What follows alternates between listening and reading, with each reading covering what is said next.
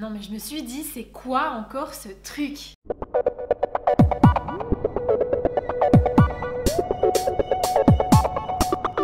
Pour vous expliquer la petite histoire, je suis allée maquiller à un mariage et donc récemment, et à la fin du maquillage, la cliente me dit ouais, j'ai oublié de te dire, j'ai pris des fossiles, est-ce que ça te dit de me les poser? Bien sûr, avec plaisir. Jusqu'à ce que je m'aperçoive en fait que c'était des fossiles magnétiques. Et là, hyper sceptique, je me dis bon, vas-y, mets-y ces machins. Je commence, ça allait pas. Jusqu'à ce que je tilte en fait que je les mettais pas dans le bon sens. C'est-à-dire que j'en mettais un contre le haut et un contre le bas. Je me suis dit mais je suis mongole ou quoi? Bref, la honte totale, je me ressaisis. Je me concentre, je lui applique ses fossiles, tac.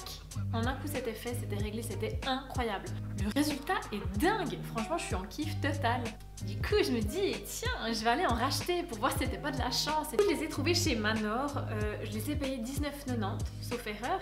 Et en fait il existe différentes sortes, il existe deux tailles différentes. Donc il y a les fossiles qui prennent toute la longueur de vos cils, de votre œil, et il y a les demi. Donc moi c'est ce que j'ai posé aujourd'hui, j'ai posé que les demi. Je trouve que c'est plus facile d'application et ça donne un résultat plus naturel.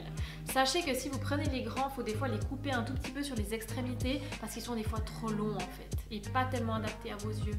En ce qui concerne les conseils d'application, faites attention quand vous les sortez de la boîte de les enlever délicatement parce qu'il y a deux points de colle qui les tiennent et il ne faut pas trop tirer dessus, pas que ça arrache des poils directement. Faites attention au sens parce qu'il y a une ligne qui va sur le dessus et une ligne spécifique pour le dessous en fait. Commencez toujours par appliquer la ligne supérieure et ensuite vous venez clipper avec la ligne inférieure entre vos cils naturels. Tac!